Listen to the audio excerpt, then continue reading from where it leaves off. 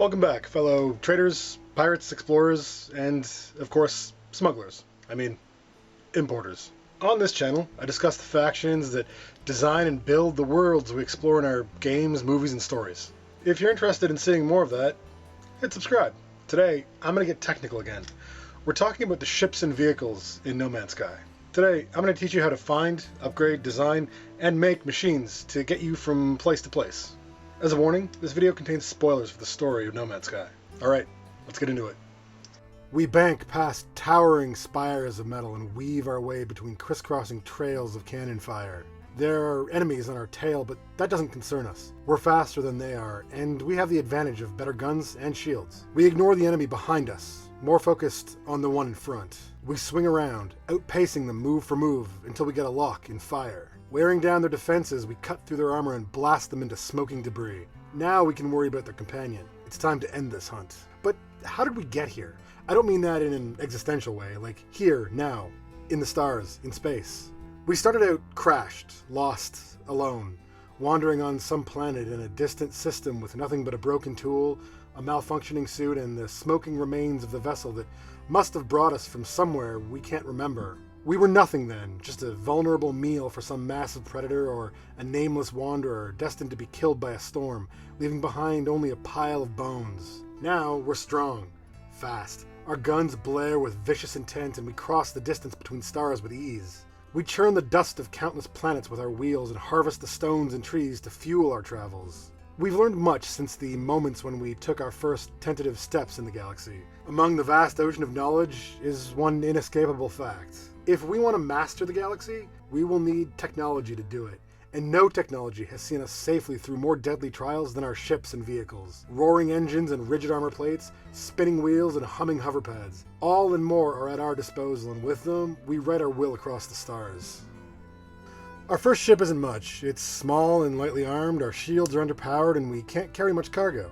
But it's ours. Red and silver gray, compact and sleek with a rounded nose and a cramped cockpit. It gets us from place to place, for now, but after our first fight, we realize that we're outclassed in almost every respect. We'll have to do better. Luckily, we can examine our stats and get an idea of what we need to upgrade first. Ships have a number of features which we can gauge. Things we can upgrade are the cargo capacity, technology space, damage potential, fuel efficiency, hyperdrive range, shield absorption, and maneuverability. These things we choose to upgrade will depend on our priorities at the moment. We will possess many ships in our time here, and we can, in time, maximize each ship for a different purpose. Each stat's measured with a number, and each one means something different. The damage number is your weapon DPS, or damage per second. Hyperdrive range measures how many light years you can travel in a single warp. Shield strength measures how much damage your shields can absorb before failing, and maneuverability is how quickly the ship can turn in flight. Cargo capacity represents the number of cargo spaces in your ship's inventory, and the tech space represents the number of slots into which you can place technology and upgrades. Each type of ship offers specific bonuses to these statistics as well. Explorers have a longer hyperdrive range, while fighters have a higher damage potential. These bonuses are measured as a percentage of the ship's base stats. Ships also show a class level from lowest to highest, being C, B, A, and S. These will affect how high the bonuses are. C-class ships have bonuses up to 20%, B-class ships have bonuses 20% and up, A-class ships have bonuses above 35%, and S-class ships have bonuses of 50% or more. The type of ship you obtain will determine what it's best at. Shuttle-type ships have a balanced profile and offer no significant bonus to any stat. They are often less expensive and are good for beginners and for general purposes. They're found in most systems regardless of the dominant species. Fighters are sleek and angular. They have higher damage bonuses and are very maneuverable. They're favored by fighters and pirates across the galaxy and excel at combat. The best fighters can be found in great numbers in systems controlled by the Vy'keen. Explorer-type ships are often oddly shaped with sweeping curves. They have good fuel efficiency and a high hyperdrive range. These vessels are perfect for explorers and are best sought out in Korvax-controlled systems. Hauler-type ships are designed to carry cargo. They're less maneuverable than other ships, but they have very high shield bonuses. They can take quite a high amount of damage before their shields fail. They're most often found in systems controlled by the GEC. Exotic ships come in strange shapes, from gilded spherical shapes to biomimicking ships that resemble squid. They're always S-class, have relatively high bonuses to all stats, and are often very expensive. They're rarer than other ship types, but can be found in most systems. Living ships are creatures which must form bonds with their pilots. They have high damage and hyperdrive range bonuses and are always S-class.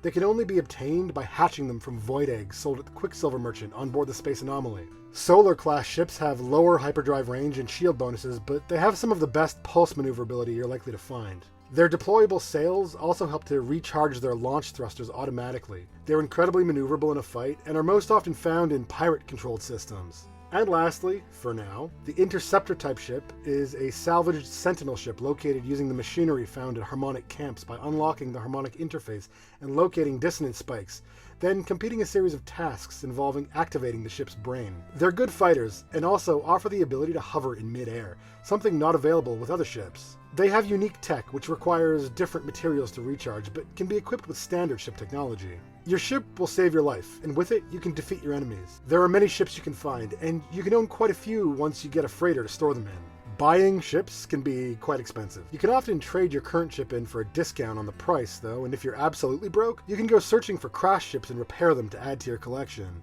You can find a ship you like and upgrade it by adding technologies and increasing its class and abilities, or you can build something completely new.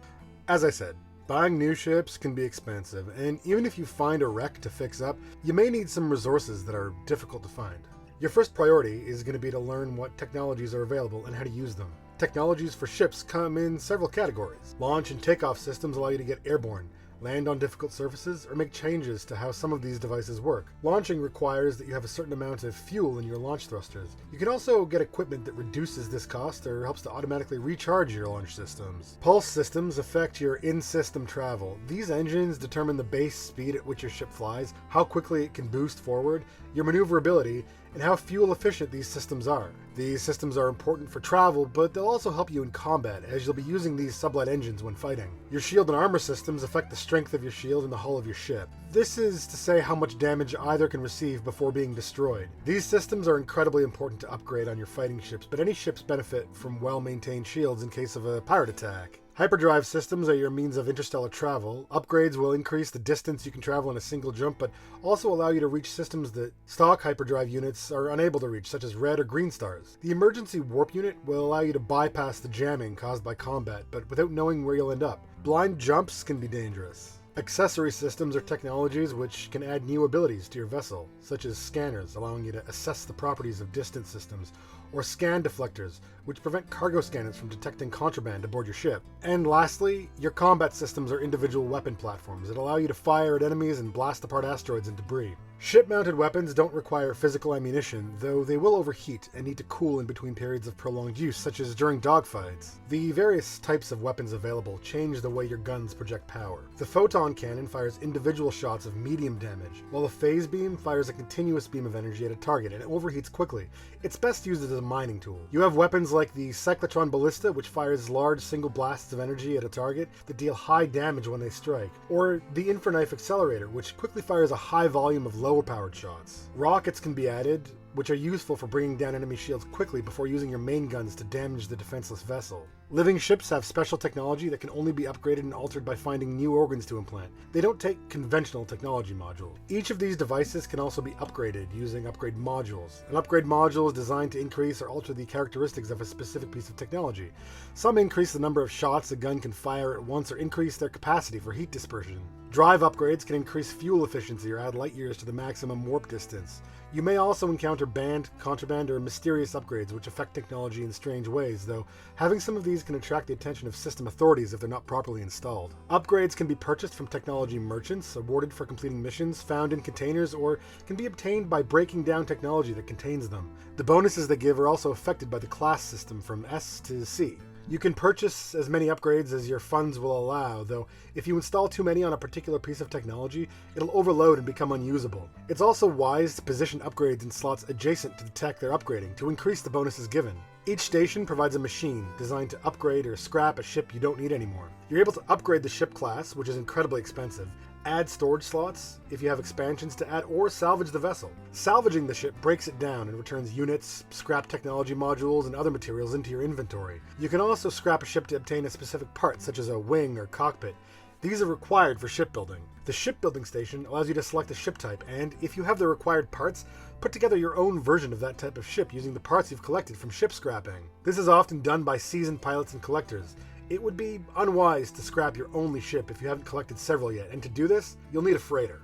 Freighters are massive vessels. They're often bristling with guns and defenses, and while they can be attacked and looted, they can also be purchased. A freighter, regardless of size, contains the same sized living space and amenities in the command and habitat areas. The docking bays are identical and can hold the same number of ships. Freighters offer several services to those who own them, including parking for several vessels, maintaining a frigate fleet, building both inside and out, and the ability to warp from system to system much more safely than a regular ship. Freighters come in a variety of shapes and sizes. Capital type ships are the largest, with the Venator and Sentinel types. Then the regular type freighters can be quite small or incredibly large. Within these categories, there are a wide variety of other types and shapes. The Venator class capital freighter types are large wedge-shaped vessels with a long horizontal beam. Sentinel class capital ships have a long vertical hull and a shallow beam. These capital class ships come in many sizes, the largest of which are covered in guns. There are also pirate type Sentinel capital ships with a bridge stationed near the middle of the ship. These vessels are unique in their exterior and interior design.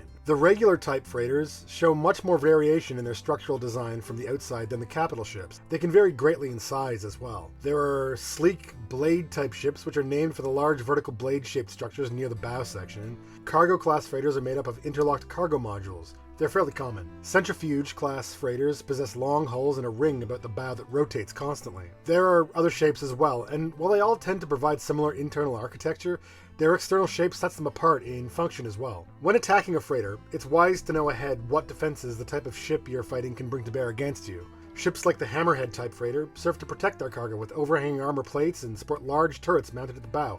Keeping yourself away from their field of fire will be difficult. Iris and Oculus class ships sport heavy armored turrets in their cross-shaped sections, which can be difficult or impossible to destroy. Capital ships have a greater surface area, and as a result, have many more guns than other classes, both topside and underneath, to protect against attack from all vectors. While you can't currently upgrade or alter the performance of these features on your own freighter, you can change the way it performs in other ways, using technology and upgrades. The first part of your freighter you'll probably want to upgrade will be the number of tech and cargo slots. You can expand the ship's inventory using cargo containers from the build menu, but in order to make the most of the vessel, you'll want places to put as much new tech as possible. In order to expand your ship's inventory, you'll need cargo bulkheads, which can be obtained as rewards for frigate missions or found on derelict freighters. As previously stated, a freighter allows you to warp to other systems by accessing the freighter warp map on the bridge. Like your ship, it has a limited range, and the stock hyperdrive unit can only access certain types of systems. You'll want to install drive system upgrades to increase your range and allow you to travel to other types of systems such as green or blue stars. You can also install scanning devices which allow you to access information about a system before you warp to them, such as the conflict level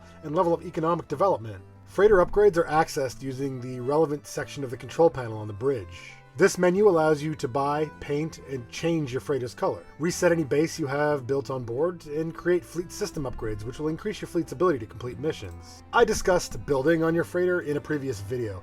It's linked in the playlist with this one, but I'd like to touch on one aspect of that system here for a moment. There are certain things you can create using the build menu that also augment your freighter's usefulness and ability to function, besides things like refiners and other craft-related rooms. The orbital Exocraft materializer will allow you to summon any of your Exocraft, except the Colossus for some reason, to the surface of a planet as long as your freighter is in that system. This is extraordinarily useful, especially if you're there to mine or there's dangerous fauna or sentinels around. Storage rooms allow you to augment your freighter's small inventory with a massive number of cargo slots accessible from the inventory menu. This allows you to bring your stash of materials and items anywhere in the galaxy much more quickly. You can also build a galactic trade terminal, allowing your freighter to act like a mobile market. Upgrading and building your freighter is extraordinarily useful. While it can't directly defend you against ground targets, it makes summoning and using ground vehicles much easier. Flying through the stars at speed is important. Moving from system to system on trade routes, patrolling controlled territory against pirates and raiders, and fighting off angry sentinels mean your ships need to be in top shape. But those machines can be hungry. They require tritium to fuel pulse and jump drives, sodium and carbon, gold, silver, and emerald. Vast quantities of these and other resources will be needed to keep you flying and build your new tech. You can buy small amounts of these things, and sometimes you can get them as mission rewards, but for the most part, you're going to have to spend some time planetside mining, gathering, and hunting. When you first land on a planet, the vast landscape stretches before you. Deposits of minerals or clusters of plants can be miles apart, and that's when you'll need some specialist machines designed to moving around in the environments you'll encounter easier. You can create these Exocraft and their associated technologies by doing certain missions, or by buying the blueprints from the construction research station aboard the Space Anomaly. Once learned, you can craft the appropriate geobay, and by placing that on a planet, summon the Exocraft. They can be equipped with technology, and they have cargo space to hold gathered materials. Their cockpits are sealed, and so can be used underwater, though some are slower than others in such conditions. The Roamer is the first one that you'll learn. It's a four-wheeled all-terrain vehicle capable of traveling relatively fast, and can be upgraded with better scanners, a powerful mining beam and cannon, and good environmental protection. The Nomad is a smaller craft with less inventory space, but it hovers over the ground in water. Its high speed makes it desirable for longer travel, though its low inventory space means it's limited in use when mining or gathering. Other technologies can mitigate this problem.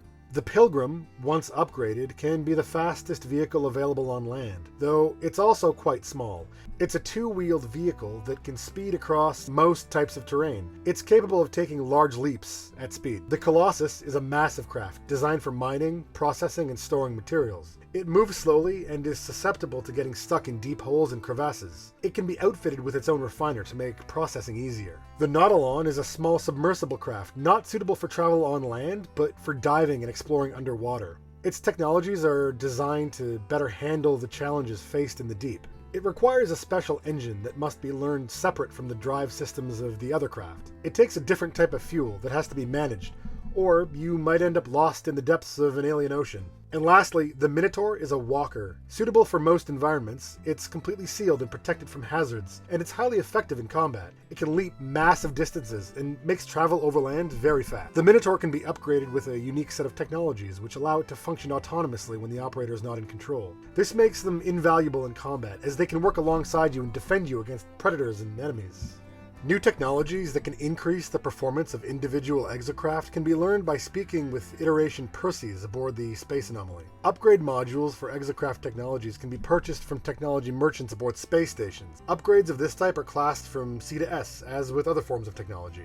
The types of technologies that can be applied to Exocraft include boost jets, which allow the craft to jet forward with a burst of speed. This can be useful for getting across difficult terrain or generally just speeding up your travel. It's best to keep in mind that engines require fuel, and boosting consumes fuel more quickly. Scanner technology to allow you to make scans of your environment without having to leave the vehicle, which is helpful in a hazardous environment or during combat. The Minotaur and Nautilon have their own sets of scanning equipment, best suited for their own purposes. Mining beam technologies allow an Exocraft to more effectively harvest resources from the environment.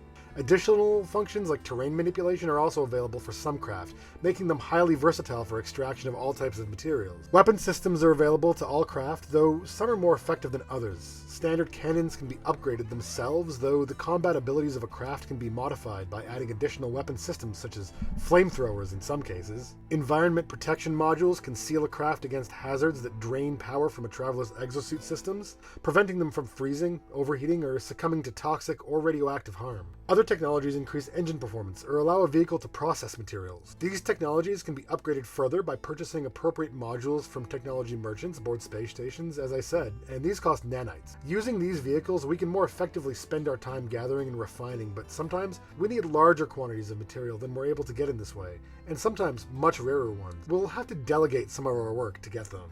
If we've purchased a freighter, we can now begin to build a fleet of frigates to help us in a number of ways. Frigates are recruitable in systems where they warp in and will be willing to join your fleet, for a price. Each frigate ship has a type and function, as well as a unique set of characteristics, which can increase, or in some cases, decrease its performance. Frigates are also classed from C to S, though by sending them on missions, they can gain experience and upgrade their class rating.